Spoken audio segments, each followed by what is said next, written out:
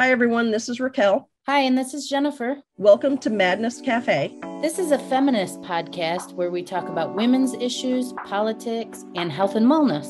And where those issues intersect. Hey, everybody. Welcome back to Madness Cafe.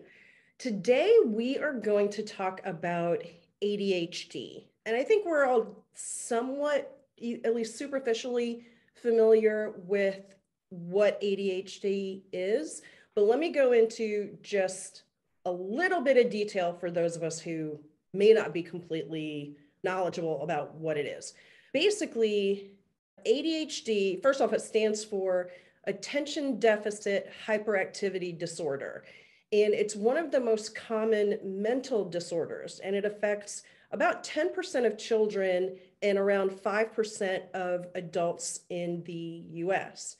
And ADHD is marked by symptoms such as inattention, hyperactivity, and impulsivity, somewhat impaired impulse control.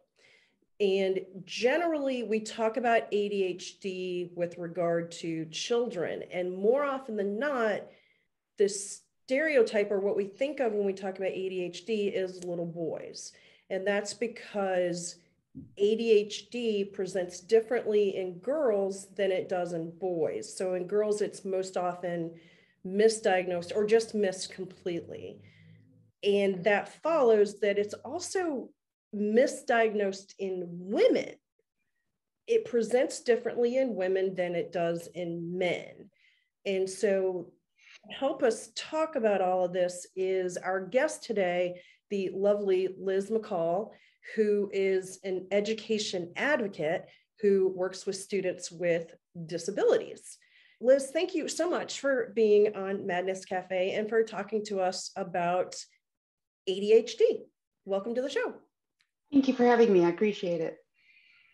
Yeah, we're super excited that you're here because this is a topic that really does affect a lot of our girls and women. And my own daughter told me that everyone in our household either has ADHD or is on the spectrum of autism. So we have spent quite a bit of time looking at YouTube videos, watching, reading, talking, discussing neurodivergency and the like. So I'm super excited to find out kind of what your story is, Liz, so that you can shed some insight onto what our story might be. And I think a lot of people might feel that way. So tell us about you. Well, I'm an educator. So I started as a teacher about 12 years ago, and I work with students with disabilities, specifically students with emotional behavioral disabilities. So my focus has always been on kiddos who have a real hard time being at school and behaving in the way that is expected of them at school, which always led me to questions about why. What is it about these students that makes school so difficult for them? Why is it so hard for them to behave in the expected way or in a typical way? And I always thought about ADHD as something that I saw in a lot of the young men that I worked with, because the majority of students with emotional behavioral disabilities diagnosed are those that are young boys or teenage boys. My own journey with ADHD was a little different. I have always kind of felt like I had anxiety. I struggled through feeling like I couldn't get enough done in the day. My mind was always racing. I have a tendency to be very hyperverbal. So I talk too much. I always felt like I was waiting for people to stop talking so that I could talk next. And I thought that just made me a jerk. And I spent a lot of time, even as a teenager, thinking, I'm just this incredibly rude person who doesn't know how to not talk when other people are talking, or doesn't know how to have to stop my own thoughts when other people are talking to me. It made me feel like I wasn't listening well. But I sort of just thought that's who I was. Very much struggled with relationships because of that, which is definitely a marker of people who have ADHD. Had a hard time keeping jobs or wanting to stay in jobs, not because I wasn't good at them or because I wasn't welcome at my jobs, but getting bored, getting just kind of, okay, I'm done with this now. Once I got real good at something, I would think, okay, so what's next? And I'm still like that. It's still a struggle for me. A few years ago, my anxiety kind of continued to increase as I was moving up in my career. I was working as a district administrator, supporting 14 elementary schools. So it was a very large job. I found myself struggling with creating relationships, maintaining relationships, understanding why I always felt so anxious and I couldn't turn it off at night anymore.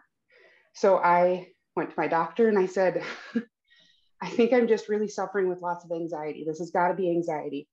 And, I'm 10 years into my education career at this point, and I'm helping diagnose kids with ADHD, and it never crossed my mind that that's what was going on for me.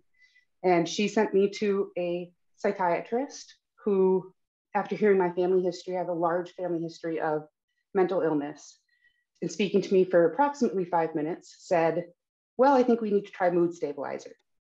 5 minutes.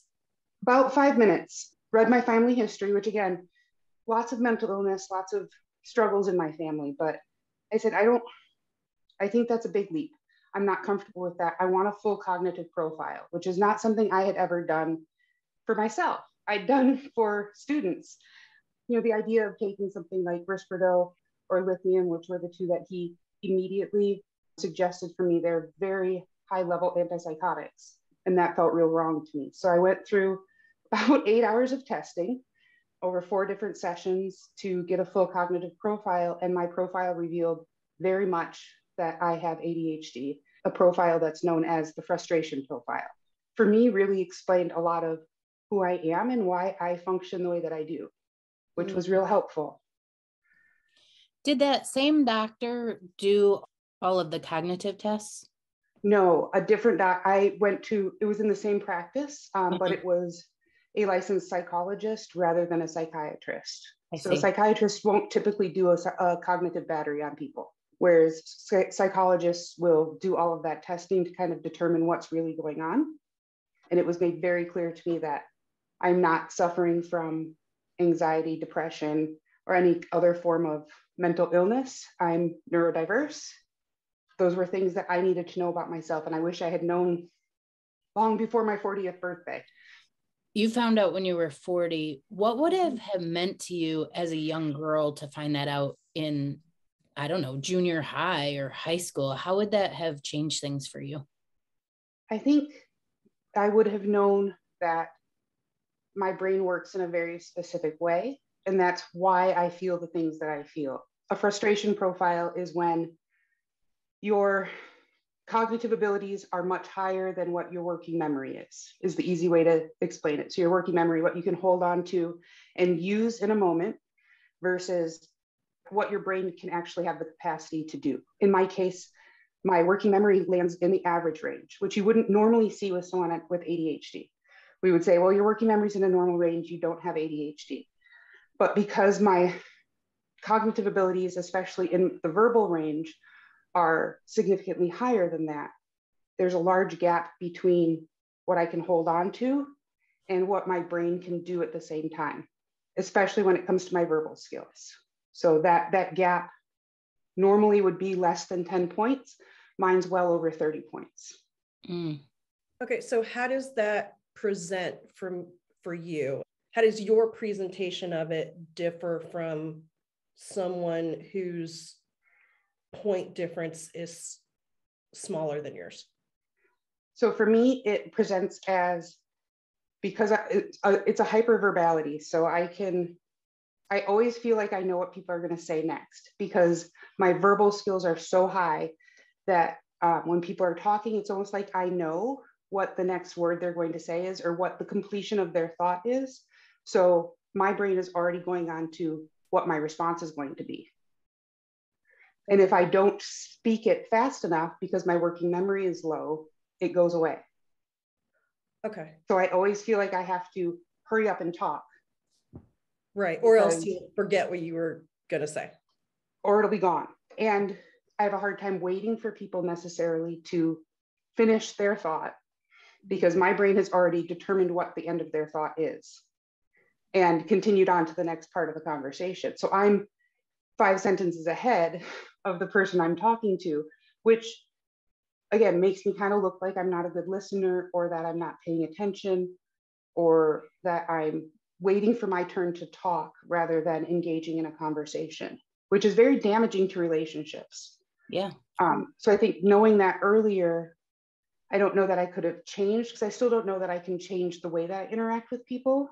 Being cognizant of it, I do make more of an effort to pause after people say something, even though it's really hard for me. I didn't know that that's what I needed to do until someone told me that that's what was going on in my brain. Was your brain always right? Did you always finish the question that they were going to ask correctly? Or was it like an 80%? Or I'm just curious. I think it's mostly right.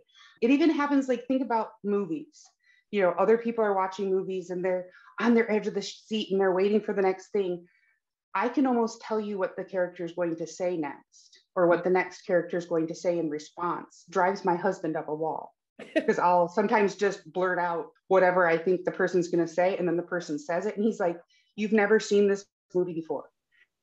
I have a very high emotional IQ because of it, because I kind of feel what people are thinking. I feel what's coming next, but slowing down and letting it come is hard for me. Now that you know your diagnosis, are there certain practices that you put in place to deal with your diagnosis, or does it necessitate medication necessarily? Or, I mean, what was the next step for you after you learned that you have ADHD?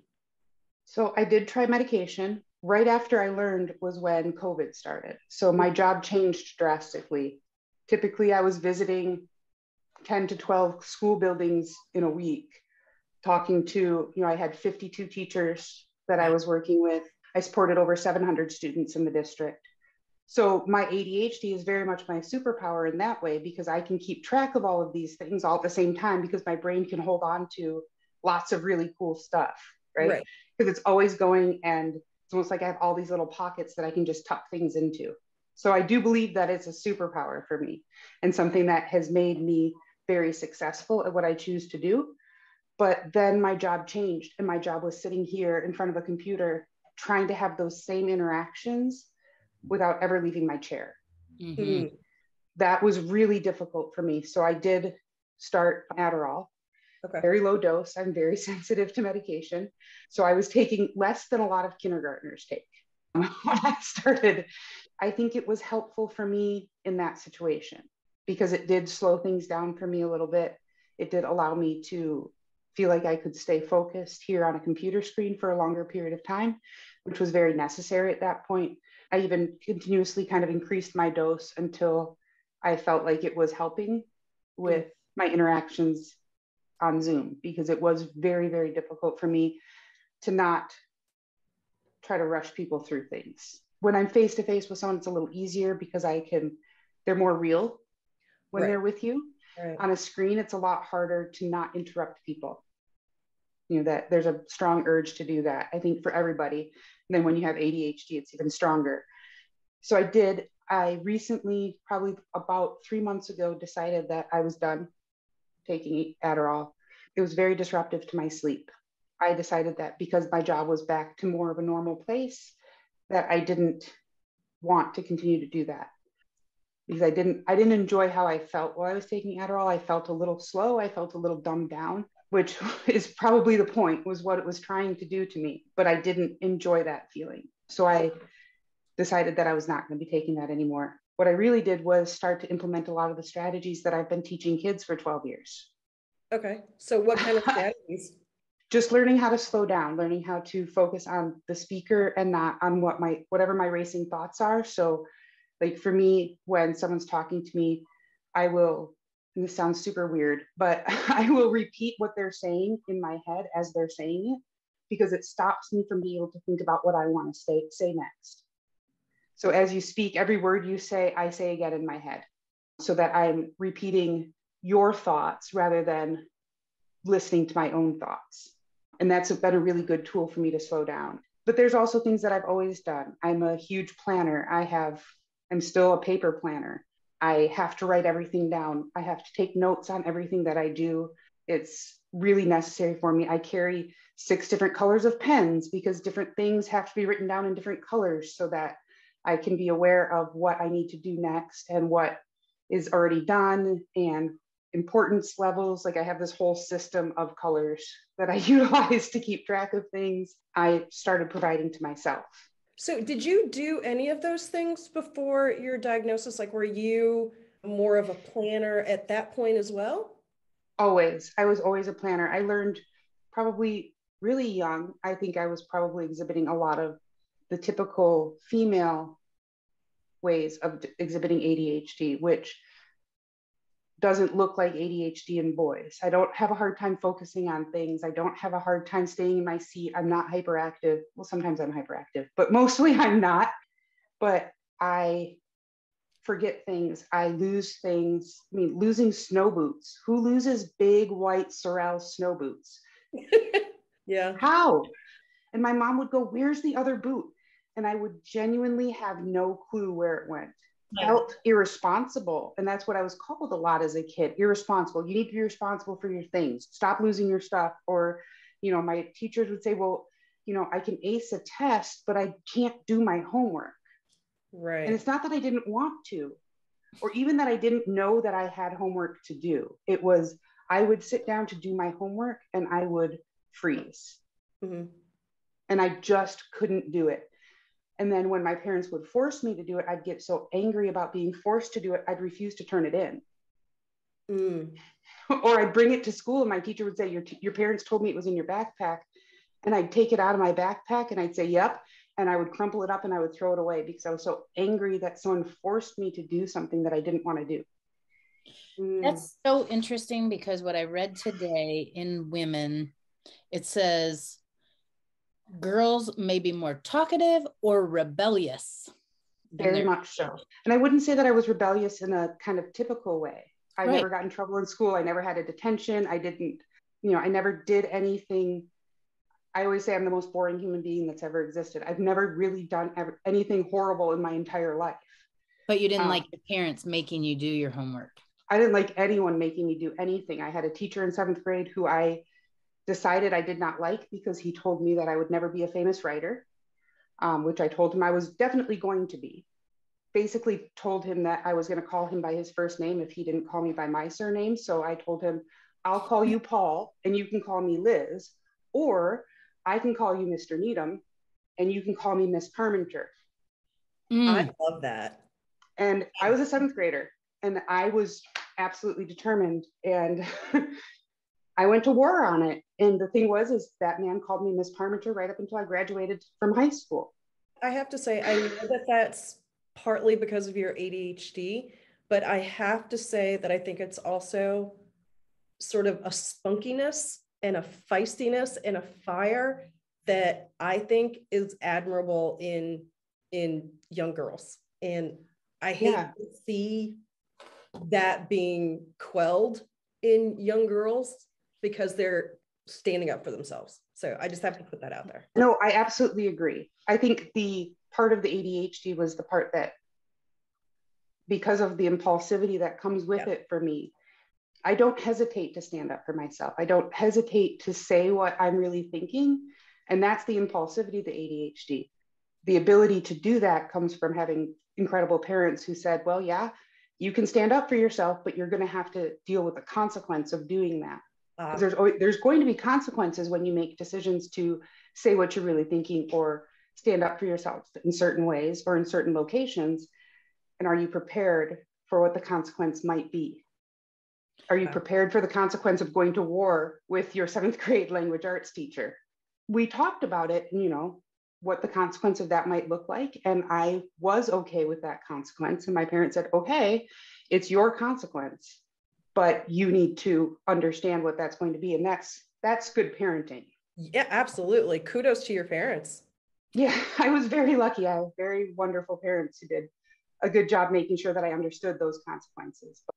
Well, Liz and Raquel, you both brought up a really great point. And right before I was about to walk in this room, my girls, because we were researching this today, brought up a really important question. And it's almost one that I'm a little fearful of talking about, because I don't want to ever put out the idea that medication is bad, because I think that people need their medications for whatever reasons they need it. But we're pretty sure we're a neurotypical family at this point, right? Everything you described, I did some of those same things myself. But my daughter said, if you take the medication, does it kill the sparkle? Because both of my kids are extremely artistic, and I am also a process creator. Like my mind never stops creating new things. And like you, like just what you described, as soon as I know that job, I don't want to do it anymore because I want a new challenge. Been doing that my whole life. But I also see it as a superpower. If I were to take the medication, would that take away my superpower? Would that kill the drive to learn? Would that take away the sparkle? I don't think it does. So despite the fact that I choose not to medicate, I don't believe that that's the right choice for everybody. I think that we all have to make the right choice for our own brains. We need to make the right choice for our own lives. If ADHD is disrupting your life in a way that is making it hard for you to live the life that you want to live, then medication might be something that helps. I tell parents when I talk to them about kids and they want to talk about whether or not to medicate kids, of course, the first thing I have to say is I'm a teacher, not a doctor. So everything that I'm saying is only coming from experience with kids and not from a place of I can diagnose your kid or I can prescribe medications. Some kids don't know what it feels like not to have racing thoughts. Some kids don't know what it's like to feel calm or focused or to feel like a neurotypical person. And what medication can do is teach them what that feels like. So if I say to a kid who has never felt calm a second in his life because he has ADHD, calm down, he has no clue what calm means or what calm feels like. So smart. Now, medication can teach him what calm feels like so that he can learn strategies to get to that place. But I can't teach someone to get to that place if they don't know what it feels like first. Wow. Because he doesn't know if he's calm or not. Because I say calm down and he says, I am calm. And I can see that he's not calm and everyone else can see that he's not calm. And he's not lying to me when he says that he's calm. He's telling me the truth. So clarifying. That was an excellent answer. Excellent. Thank you. Very helpful. I spent 12 years explaining it to parents. So I believe that it's a tool. And I believe that it's a very effective tool for a lot of people who are, you might not even know until the first time you take medication how busy your brain really is. Until it's not busy and you go, wow, kind of like wearing glasses. You know, you put glasses on for the first time and you look around and you go, oh, hey, that's what that's supposed to look like. Yeah. But you didn't know until you saw what it was supposed to look like. So medication does that. Wow. I don't think it kills creativity. I don't think that it kills a spark. I think we are who we are. And our superpower doesn't go away if we choose to medicate to help us get through our daily life. So Liz, in working with children, do you ever see the markers for ADHD and then suggest that the parents have the kids tested, or do the kids already know that they have ADHD when you start working with them? So ADHD is a medical diagnosis that I would not be qualified to make.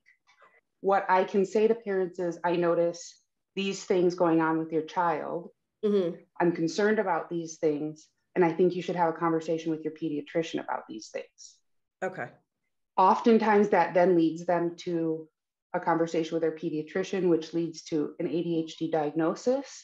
And then my role in formulating an IEP or an individualized education plan for them would be to address the side effects of having ADHD. So I don't address ADHD directly. I address all of the things that ADHD causes in the school setting so that they can be more successful in their educational programs. Okay. A medical diagnosis comes to me. I say, okay, they have a medical diagnosis of ADHD. And then it's my job to dig into how that impacts them educationally and make sure that they're getting the tools that they need and the support that they need to be successful at school. When kids have a proper diagnosis and they come to school, whether they medicate or choose not to medicate, how does the diagnosis change their ability to be successful? I think it depends. And it depends on the kiddo's age.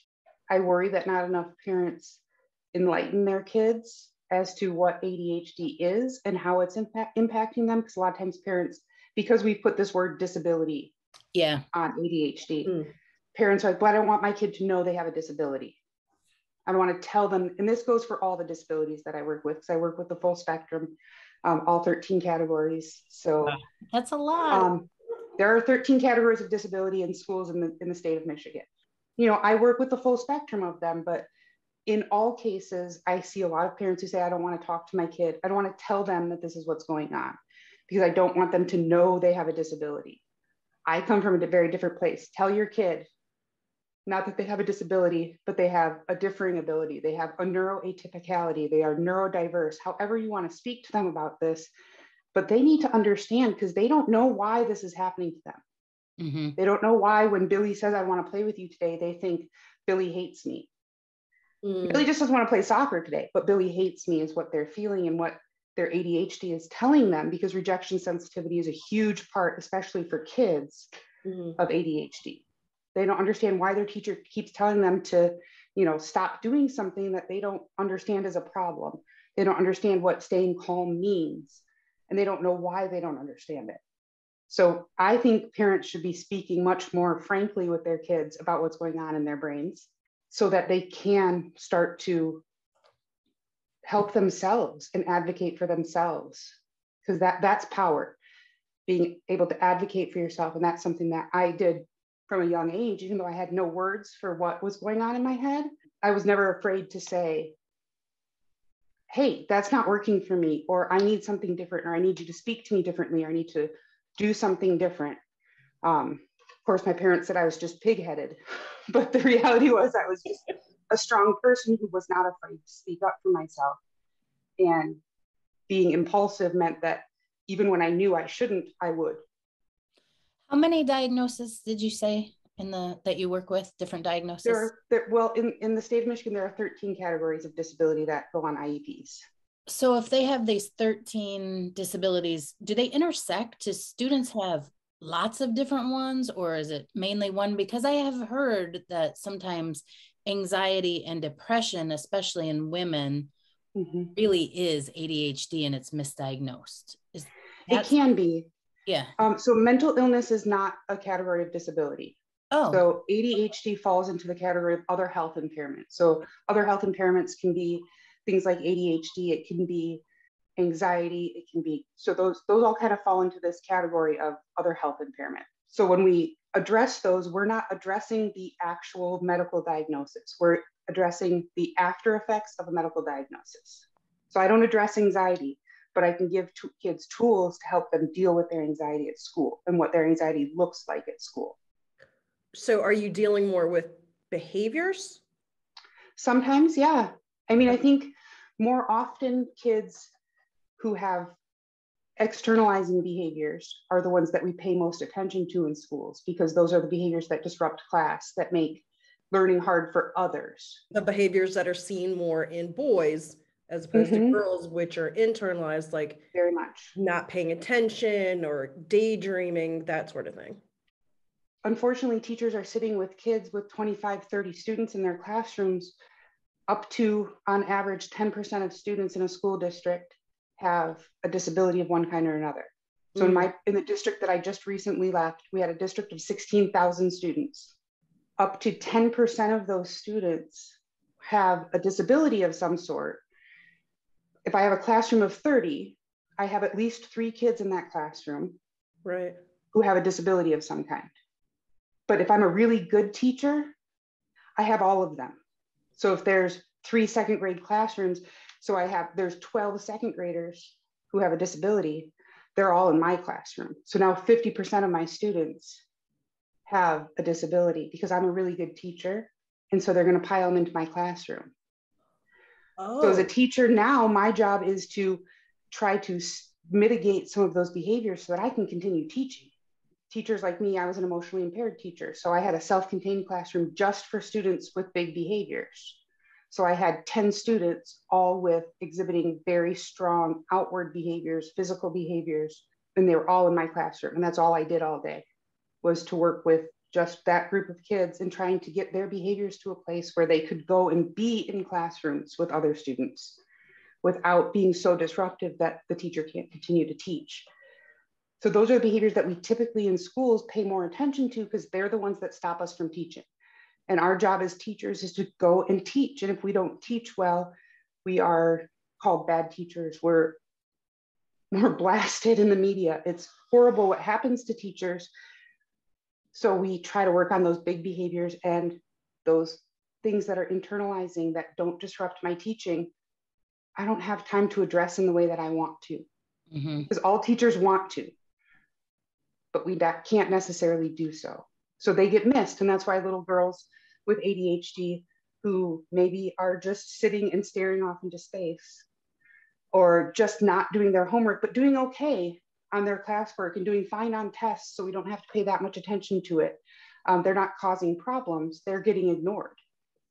Growing up, I felt like even though I graduated from high school, I went on to college, graduated, did decent enough in jobs, I always felt like I slipped through the crack holes in school. I always felt like I wasn't really ever challenged or noticed or pushed or any of that. And granted, I always felt that was on me. And now I'm starting to see that a little differently. Like, yeah.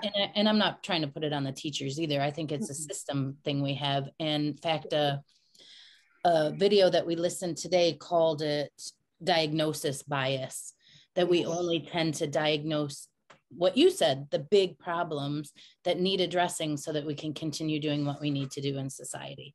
And so anyone who's riding along and just doing just fine, we don't really need to pay any attention to that. Right. I think that's fascinating. Or not even doing just fine, but just not rocking the boat or disrupting the class. Girls and women with ADHD, 1 out of 4 will attempt suicide. And in girls and women with ADHD, half of them will be doing some sort of self-harm. No, I think I definitely, looking back, think I slipped through the cracks somewhat. I mean, I'm a person with 2 bachelor's degrees and 2 master's degrees, so that probably sounds strange, but I graduated from high school with a 3.0 GPA because I knew that 3.0 was good enough to get into one of the colleges that I could afford to go to. But then we took our ACTs and I scored in the 5th percentile in the country.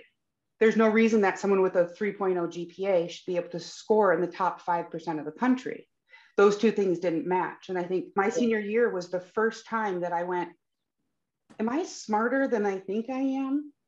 Because I always kind of thought that I was smart because school wasn't hard for me, but I also didn't put any effort into school.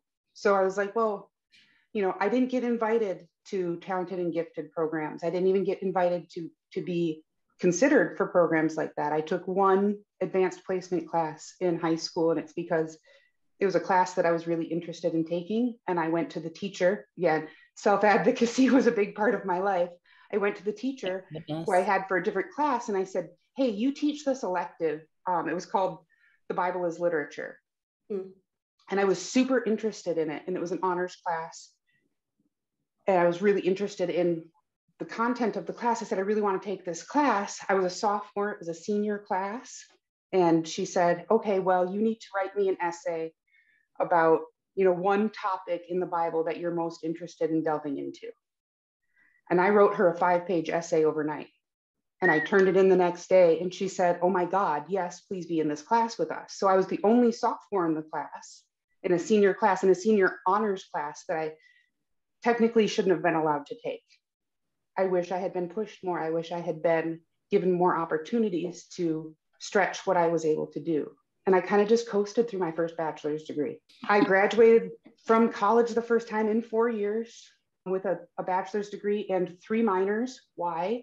Because I couldn't decide on something. So I just kept taking classes. I was always doing more and more and more and more because it was the only way to keep myself from feeling like I wasn't doing enough. Again, I want to go back to this crazy notion, but does the diagnosis rob you of that superpower?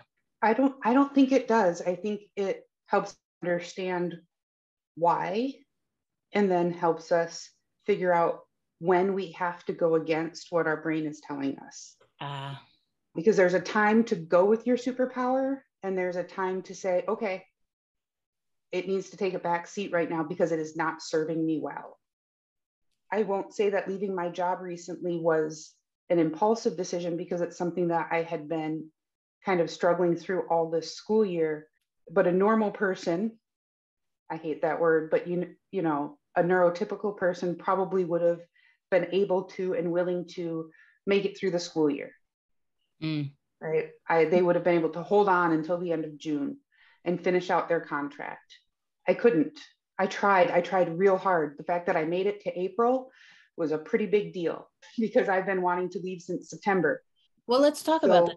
Why are you leaving your job? I love my work. I'm pretty devastated to have left.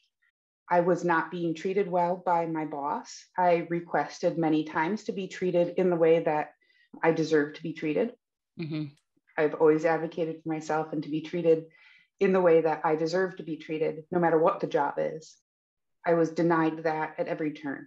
And so I made the decision that my mental health and my mental well-being was more important, and that I couldn't be effective for the people that I care most about, my students and my teachers, in the situation I was being put in. So I decided that it was time for me to go and chase a different dream, which is the impulsive part of me, right? So it was a long time coming. I tried to get the support that I needed. I tried to get what I believed was the right thing for myself and for the people that I help, and couldn't do it, and said, okay, I did my best, and now it's time for me to go.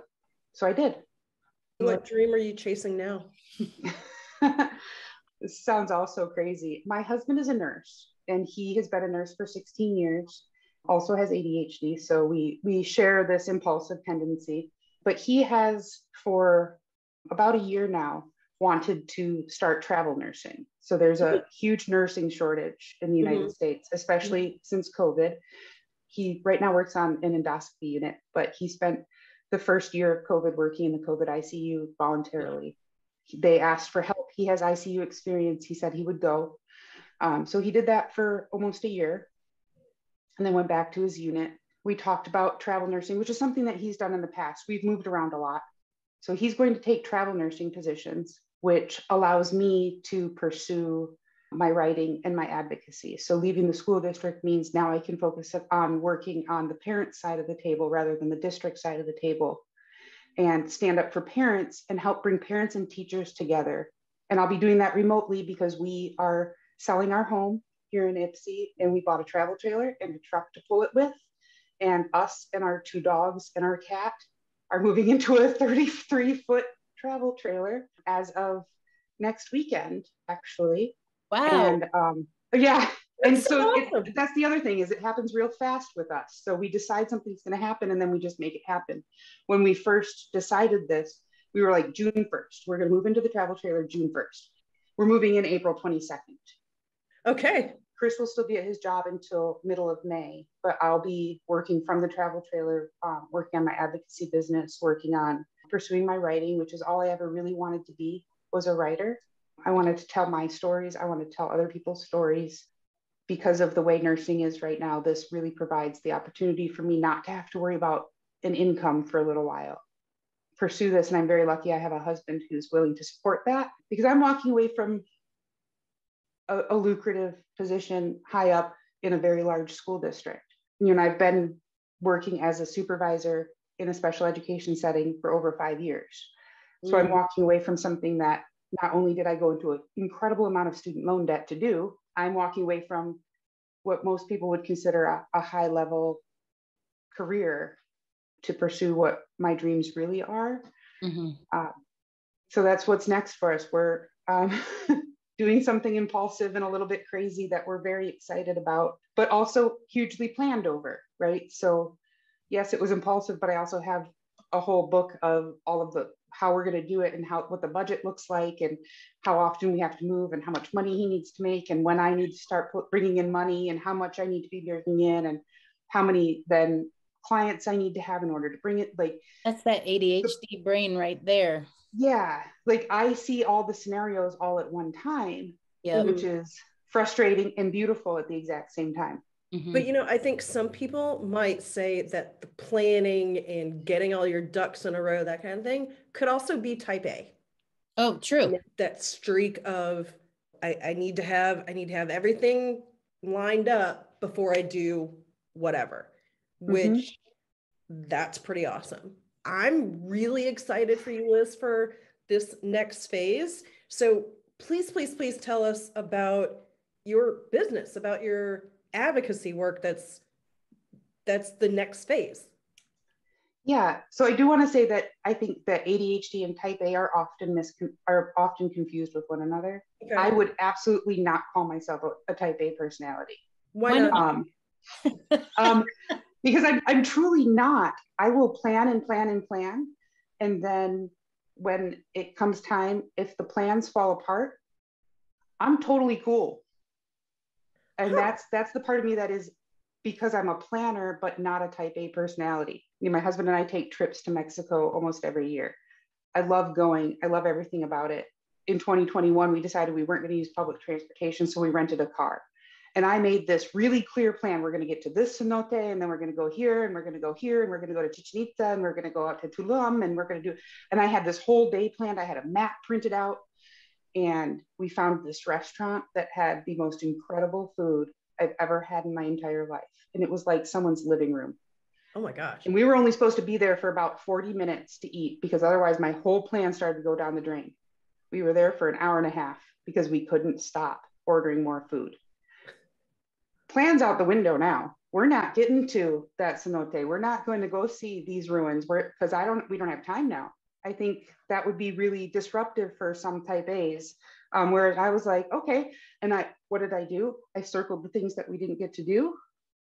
And they're in the book, the Mexico book, so that the next time we go, those are at the top of my list of the things to do next time. So now I know when I go back to that restaurant, I need to plan more time for that restaurant so that my whole day doesn't get quite as disrupted. I need you to send me the link to that restaurant, please. Oh my God. I don't think that being a planner and being type A are necessarily the same thing. Interesting. I think they can be very different from one another. Planning helps me not feel anxious. Got it. But I also don't feel anxious when my plan falls apart. Huh. It helps me with the pre-anxiety. Well, right. Raquel, you're type A, right? I think so, but now I'm thinking maybe I'm type A minus. No, you're type A. You're the planner. What do you do when your plan falls apart? Do you get anxiety around it, or do you go with the flow kind of thing? It depends on what it is, because there are certain situations where I'm just like, you know, like say when I'm traveling with other people, generally I'm like, okay, I have one or two things that I really, really, really want to see or do, but the rest of it, okay, whatever. Other than these one or two things, I'm good. Whatever anybody else wants to do, I'm cool, whatever. But as far as just like life stuff, if the plan doesn't work out, it will throw me for a loop. Maybe it's because of my anxiety. Maybe it's just because of my life history. I like to have plan B and plan C and plan D too. So if plan A falls apart, then what else am I going to do? Maybe and I think that's very much type A. Okay. I don't have a plan B. Oh, okay. I make the one plan. Like there is no plan B for the travel trailer and the truck and the whole thing. Like it is just the plan. Got it. Got it. I don't have a backup plan. I'm not considering a backup plan.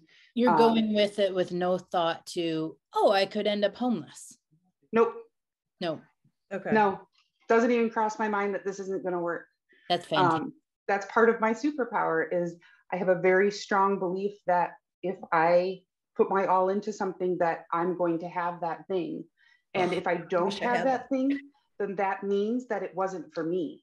Yep. And I think that's the other piece of it is I believe that if things, my job, my career, the thing that I believed was what I wanted most in life, in the district I always wanted to work in, I live in the home I always wanted, in the location I have everything I always wanted. And I'm walking away from 100% of it because I fully believe that it's what I'm supposed to do, even though it's breaking my heart to do so. Yeah. And I get that it. Is, it's painful. And, you know, I keep saying to people, I'm heartbroken and excited at the exact same time. Yeah. Wow. I am in awe of that. I really have to say that I am in awe of your ability to believe wholeheartedly that what you have decided is this is it. This is what it's going to be. It's going to happen. Here we go. Like, and if it doesn't work out, you land on your feet. So it's all good. Then whatever is supposed to work out is going to work out. Yeah. And whatever is supposed to come to me next is going to come to me next. The only times in my life that I have not gotten exactly what I wanted is when I did not put both feet into it and say, this is what I want. You know, and I've drastically changed my life several times. I had a whole nother life and went back to school to become a teacher. I had a career. I had a different husband. I had a house. I had everything. I had the life that no 20-year-olds get anymore. You know, I bought my first house just before my 22nd birthday. Wow. I held my graduation party in the house I had just purchased. That was the reality of my life. And at 28, I walked away from it and said, this is not for me. This is not, I thought this was the right life for me, but everything is pointing me in another direction. And I asked my spouse to come with me and he said, no. And I said, okay, then that means that I have to leave you behind too. This is for me. This is where I'm supposed to go. I know it in my soul that this is what is for me. And right now I know in my soul that what's for me is supporting parents and bringing parents and families together with school administration, with teachers, and helping them. Because I think they're oftentimes having the same conversation, but they're not using the same words. So they feel like they're on opposite sides of things. My goal is to help parents and teachers speak the same language and educate parents on how to advocate for themselves. I don't want to be someone's advocate for the rest of their kids' school career. And more importantly, I want to teach their kids how to do it for themselves. Yes. Because I believe in self-directed IEPs. I believe in students having the power to say, this is what I need. And you, my teacher, are required to give it to me. Oh my God. I love all of that. I can see how everything you have done, even though it may seem disconnected to people, it's not disconnected at all. It's all a step to get to that grand vision. You are going to rock the freaking world, Liz. I hope so. You're going to do it. That is exactly what we need. It's exactly. I believe in people's power to speak for themselves if we give them voices. And again, I was super lucky. I have an incredibly strong mom, and my dad was a wonderful human being who told my sister and I that we could do and be whatever we wanted to be. He loved being a girl dad, and he knew what our power was. And that was kind of from the start. He said, well, if that's what you want to do, you know, like whatever it is that you want to run after it, because you have the power to do whatever you want. And both my parents believed it, and they told me that. And to this day, my mom continues to tell me that. In my dad's absence, she continues to carry that torch for me. I don't think it's been a negative thing for me that, you know, they told me that I could. It's beautiful. Yeah, I don't see any negatives to that at all. I think that's every positive that I think everybody wishes that they had. Can we talk a little bit more about your advocacy work and how this is going to look going forward? So there'll be a couple of different avenues to access me. I will take people on as clients. So there's a lot of advocates who are already working in the state of Michigan and across the country, most of whom are not educators, have never worked in a school system, don't understand how school systems function. Especially there's some advocates that work in Southeast Michigan who are not educators. Those people don't necessarily know the inner workings of school districts. I do. I was the inner workings of a school district. I was the last stop when parents needed something or wanted something. And my job was to toe the district line. And that's always a hard thing when in my heart of hearts, I know that what I have to say is not the same as what I would like to say, because I have to say certain things or I have to behave in certain ways in order to toe the district line, because that's my job. And I agreed to do that job. I'm a rule follower, which sounds super weird, but I am absolutely a rule follower. You tell me this is the rule, I'm going to follow it. And if I don't like it, I'm going to leave so that I don't have to follow that rule. There are rules that districts have to follow. There are things that people have to say because it's their job to say it, but I can help you navigate those things because I once had to say them, and help you get what's right for your kid and what's right for your family, and make sure that you're getting all of the services you deserve and that your student is placed in the appropriate place and that they are thriving where they are. But I also want to help teachers learn how to talk to their administrators and help advocate for kids too, because a lot of times teachers feel silenced. And that was the biggest part of my job. And the thing I loved most about it was giving voice to my teachers. I don't function like most administrators do. So I really felt my role was to help my teachers have the voice to say, no, this is what my student needs, and this is how we're going to get it for them. I deserve to be treated like a professional, and I deserve to be heard because I'm good at this, and I worked really hard to become this teacher, and you're going to listen to me. So empowering teachers is one side of it. Empowering parents and kids is the other side of it. So I can take clients. I'm also planning some web-based conversations. So having open communications, creating spaces much like this, where people can come and parents can come, teachers can come, and we can have conversations about topics in special education that we're all having a hard time with, and teachers can speak frankly, and parents can speak frankly, not as people who are sitting at different sides of the table, but as people who are experts in kids, in disability, and in advocating for people and bringing them together. Will the kids have a voice as well, or is it just? I think kids should have a voice at the table. And I think it can start incredibly young. First, it has to start with getting parents and teachers on board with the idea of a self-directed IEP, or an IEP that is not run by a teacher and it's not run by a parent, it's run by the student. The student tells us what they need. The student tells us how they're experiencing school. Teachers right now, we tend to write IEPs and never have a conversation with the kid about the IEP at all. A lot of kids don't even know they have IEPs. I've gotten in trouble in my career for revealing to students that they have IEPs and then explaining to them what an IEP is. And I've gotten nasty phone calls from parents. My kid didn't know they had a disability. Well, that's ridiculous. They're 13 years old. They know they're different.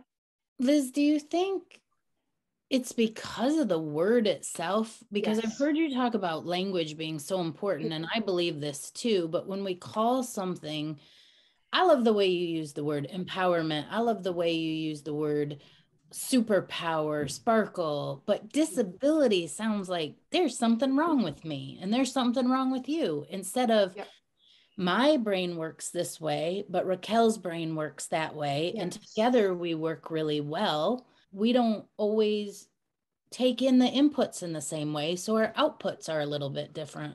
Like, why do we have I know you can't change the medical terminology, but I feel like that is the root of the problem here. I think it is. And I think, and especially even the term special education. Exactly.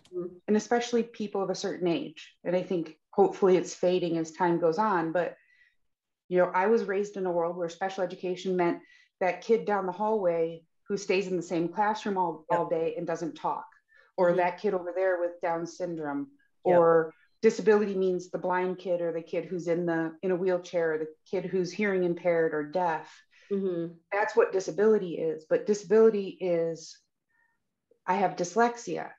I have multiple disabilities. I have dyslexia, so I have a learning disability. I have a verbal processing disability where sometimes it's hard for me I can't follow a book on tape because I can't understand what's going on. I can read a 500-page book in about 3 hours.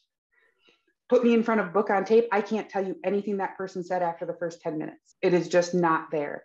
Interesting. So I think we forget that disability looks like a lot of different things. I wish we would say things like different ability. When I worked in Washington, my department was not called the special education department. It was called inclusive education.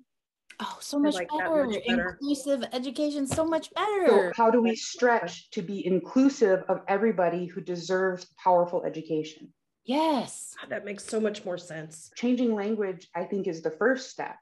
Changing how we think about our abilities and our differing abilities and our neurodivergence and our neurodiversity. Because if we didn't have so much wonderful neurodiversity, we wouldn't have most of the wonderful things that we love in life. Because if all of our brains worked the same, oh my gosh, it wouldn't even be any fun to live in this world. I think I'm fab, but if there were 20 of me in the room, Right. that would no longer be fabulous. Exactly. Right? It would be loud and annoying and incredibly frustrating because that wouldn't work, right? I need people around me who function in different ways to help me see the other side of things, because that's not necessarily my strength. Right. I need people who are willing to engage me when I am bullheaded and pushing and pushing and pushing. I had a boss who once said, sometimes, Liz, you have to go slow to go fast. That is almost an impossible thing for me to understand. Got it. But she really forced me to slow down. Sometimes you got to slow down, Liz. When you go so fast, no one's coming with you. You can't lead if no one's following. And sometimes you try to lead too fast and no one can catch up with you.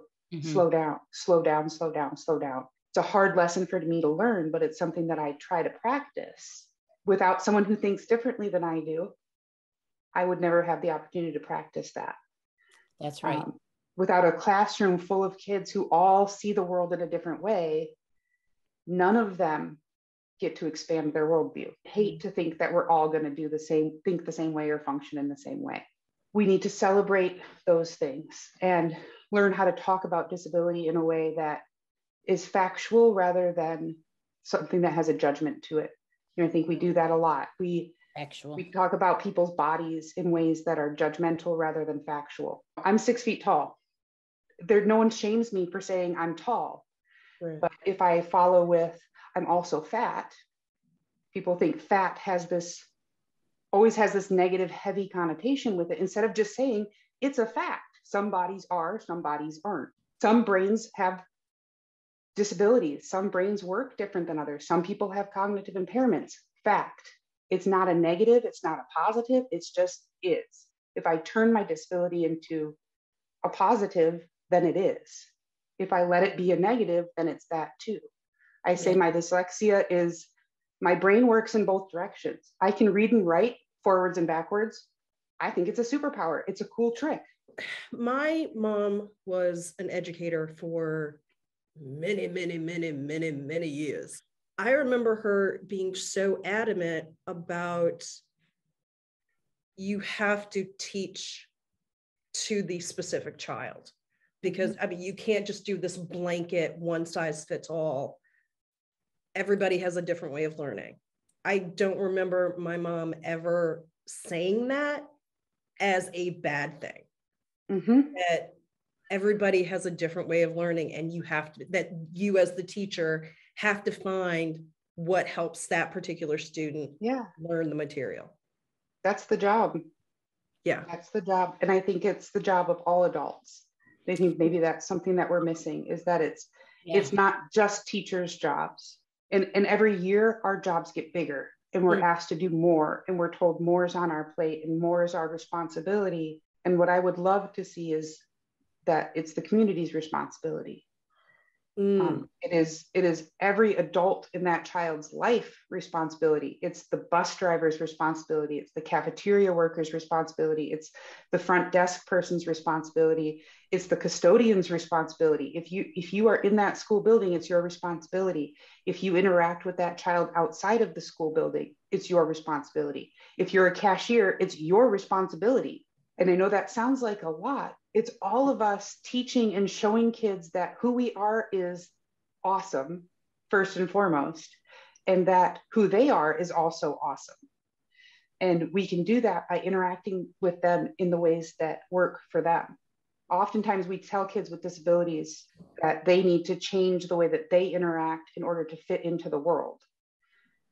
But what we need to do is change the world so that everybody fits into it. Amen to that. Yeah. I think that's probably the greatest thing you've said all day. Yep. That's the truth. Liz, why is your story and the story of ADHD in girls and women, why is it a feminist issue? I think because women are often told, and I think we're told from a pretty young age, that we are the caretakers of other people and that we are responsible for others. And that prevents us from being fully responsible for ourselves and our own mental health and our own happiness. And I think, I'm not a mother, but I'm a stepmom. I was a foster mom. We are told that our job is other people from the time we're very young. We're given dolls to take care of. We're told that we are responsible for so many different things. And we forget that our number one responsibility is to be the best us, because that's how we're best for everybody else. And I do think that's a feminist issue, because we need to embrace who we are and our power instead of diminishing our power for the people around us to feel more comfortable. I have a sign on my wall that says, "I won't be quiet to make you comfortable." And I live for that. It definitely doesn't make my life easy all the time. No. So I don't want it to seem like that all of this gusto that I exist in the world with is simple or easy for me, because it's not. It definitely makes my road harder than I think it could have been had I just been a little less me. I don't want to be less. Right. I don't want other people to be less either. And the only way I can show that is to run this road as hard as it might be. Because if I don't, then what am I telling my stepdaughter? What am I telling my foster kiddos? What am I telling the little girl who looks at me and, sees a 6 foot tall woman wearing 4-inch heels? Because I don't need to be shorter to make you comfortable either, right? These are all things that we're kind of told, that it's not okay to be this, it's not okay to be that, it's not okay to be this person. If we're really being feminists, then we are telling every woman around us that it's okay to be exactly who you are. And when we think about that as it intersects with other issues of race, issues of disability, and where all those things come together, what it is if we are not all uniquely ourselves, then we are telling other people who have even more struggles than I do that they are also not okay to be uniquely themselves. And that's not okay. Leading by example, I guess. Wow. That is fantastic. You have said so much that is so significant that we all need to hear, and hear on a loop every day, that needs to be put out into the world. Given all of that, is there anything that we haven't talked about, that we haven't given you a chance to put out into the world? Yeah, I guess I just want to say that, when it comes to working as an advocate, I don't just want to work with kids who are already diagnosed with disabilities. I don't want to just work with families who have IEPs. If there are families who are saying, my kid is just not getting what they deserve from a school system, I want to help them. So I don't want to say I'm just a special education advocate, because I don't think that just students with IEPs deserve advocacy. I believe that all students deserve advocacy, because I think about, I was an assistant principal in Detroit for a period of time. And I think about the students that I had there at the high school that I worked at, who need someone to help them have a voice, because they are not getting the education that they deserve, but they don't know how to say they're not getting the education they deserve. It can extend as far as, how do we make sure that women have the right voices in their work environments? Can I be an advocate for adult women who maybe struggle to put words to what it is that they're experiencing, and how to ask for what it is that they need to be the successful people that they want to be? So I see this more as a global advocacy than I see this kind of pigeonholed within education. Liz, what can we do? Not just Jennifer and myself, but anybody listening, what can we do to help bring your vision into existence? Be fearlessly yourself. Amen. Just be you, and be the you that you really want to be, and not let what other people try to tell us about who we're supposed to be. It doesn't have to be living loudly the way that I necessarily live loudly. It can be the shy girl in the corner. It can be the quiet kids. It can be the kids who are nonverbal. It can be lots of different people. But when we live ourselves genuinely, I think people read that very clearly with us. That's been my experience in working with very different populations. When a girl who looks like me, grew up in Northern Michigan, walks into a high school in Detroit, I gotta say, you look like you got 10 heads, and everyone thinks that you're a little bit nuts. And maybe I am. But it took, less than a couple of days for students to realize that I only present exactly who I am. And that being genuine is what really draws people to you, despite the fact that I may have very little in common with those students and the life that they live and the life that's been handed to them. They felt like because I'm genuinely me, they could be genuinely them. And that's the message we want to put out into the world, right? Is be who you really are. If someone doesn't like it, then they're not for you. Because not everyone is for you. And not everyone is not, you don't have to be for everybody. You just have to be you and accept that that's enough. Ooh, thank you, Liz. Thank you. I really appreciate it. Thank you, Liz. Well, Raquel, I can tell you have a lot to say because you are glowing. Wow. Liz, I mean, she literally said all the things that I think we all need to be reminded of. Stand up for yourself. If you feel like something isn't right, speak up.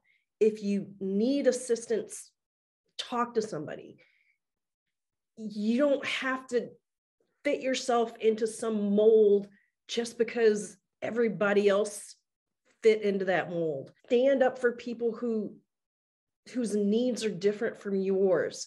Use your voice to help other people find their voice. I have chills right now. And there's a whole host of emotion like just flowing through me right now. This talk with Liz has just been incredibly invigorating. And I hope other people hear her message and take that in and then pay that forward.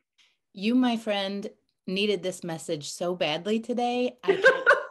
I can just see it. I can see how you transformed during this discussion today.